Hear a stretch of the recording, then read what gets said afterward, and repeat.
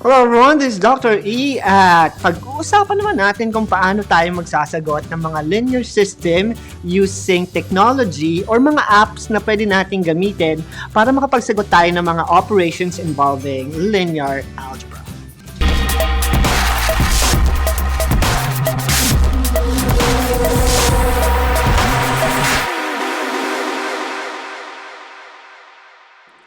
Ang pag-solve ng mga matrices sometimes enjoyable, sometimes frustrating.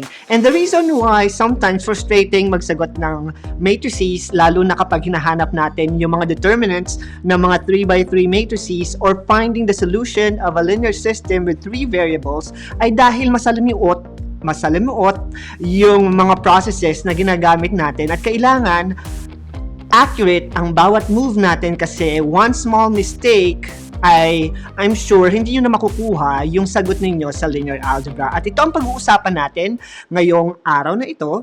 Share ko sa inyo yung applications na ginagamit ko para makapag-verify or ma-check ko kung yung sagot ko sa mga determinants at solutions ko gamit ang Cramer's rule or yung Gauss-Jordan Elimination method ay tama gamit ang mga apps. At sa description box below, yung ating mga videos on matrices and linear algebra at sa mga teachers natin, you can share yung ating mga videos at yung mga content na ito para sa mga classes ninyo sa linear algebra at advanced algebra. So, ang una natin siyempre kailangan ituro sa kanila ay yung pagkuha ng mga determinants ng mga matrices manually. So, manually dahil kailangan alam natin yung mga processes ng pagkuha ng mga determinants, although alam natin yung mga determinants or yung value ng determinants natin ay useless kung hindi natin gagamitan ng iba pang mga methods or iba pang mga process sa linear algebra, pero yung pag-solve nito at pagkuha nito ay napakahalaga bago natin ma-appreciate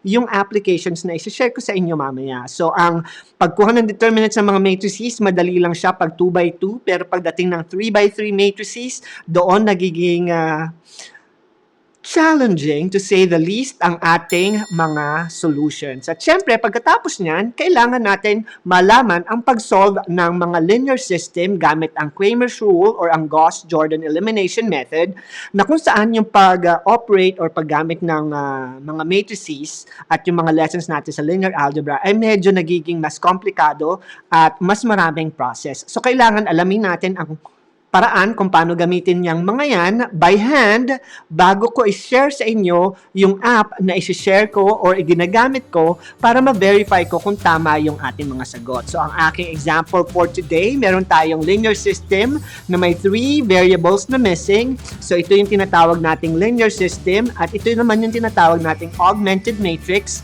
So, yung mga coefficients ng ating linear system ay naka-forma na as an augmented matrix at alam natin na ito ay 3x3 at ito yung kanilang mga right-hand side. So, pagkuha ng solution na yan, makukuha natin yung point of intersection ng line 1, line 2, and line 3 sa 3-dimensional space manually using substitution method or elimination method or pwede ding Cramer's rule or pwede ding Gaussian or Gauss-Jordan Elimination method.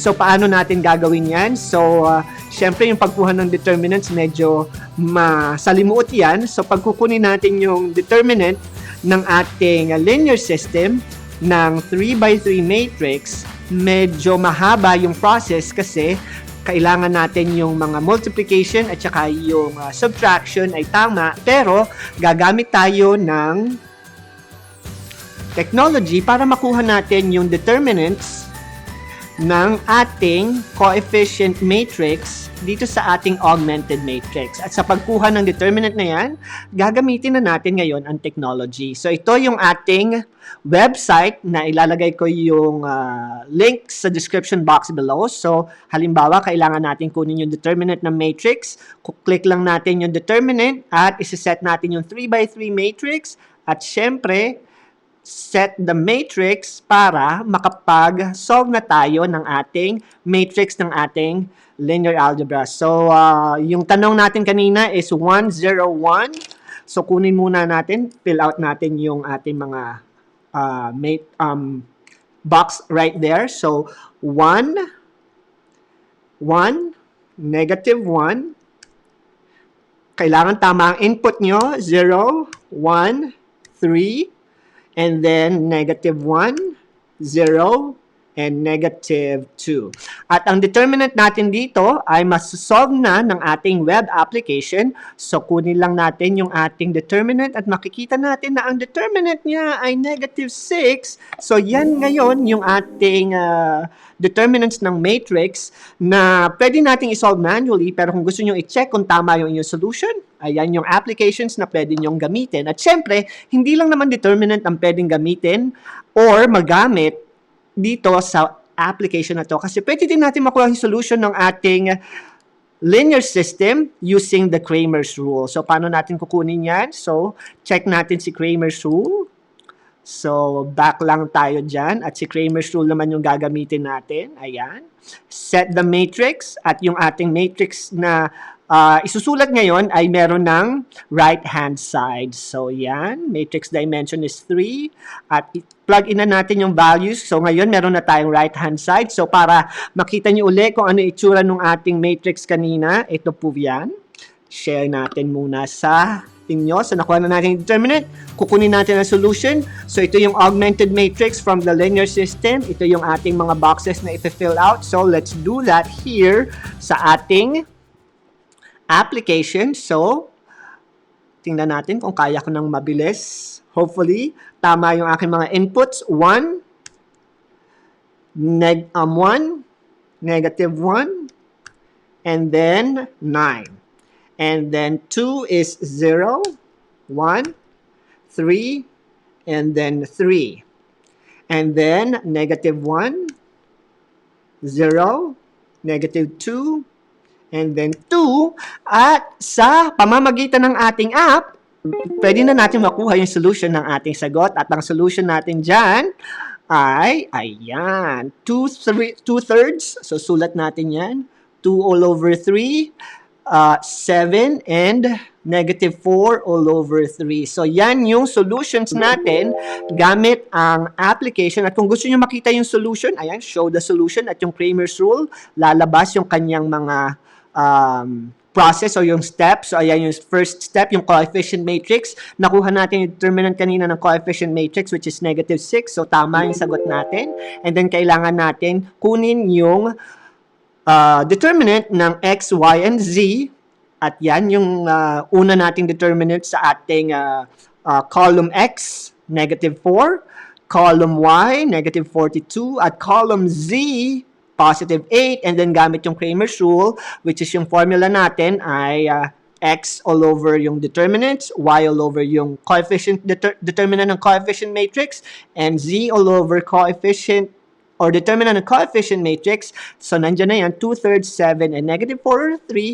Kaya, sa pamamagitan ng ating application, ma-verify natin na tama yung ating mga sagot. Kaya, confident na tayo ngayon na itong sagot natin ngayon dito sa ating matrix na ito, augmented matrix, 2/3, 7, and negative 4 over 3 na solution ay tama gamit yung applications natin. At again, ginagamit natin yung application na yan para lang ma-verify kung tama yung sagot natin. Pero syempre, dapat alam pa rin natin kung paano gamitin yung Cramer's rule or yung Gauss-Jordan Elimination method o yung Gauss-Jordan Elimination method para makuha natin yung solution ng mga matrices natin. At yan ang ating kwentuhan ngayong araw na ito sa paggamit ng mga apps na pwede nyo gamitin sa linear algebra. So first, kailangan nyong alamin kung ano yung pwede nyong gamitin technology sa pagsagot ng inyong mga equations. So pwede nyong gamitin yung Gauss-Jordan Elimination method at pwede nyo rin gamitin yung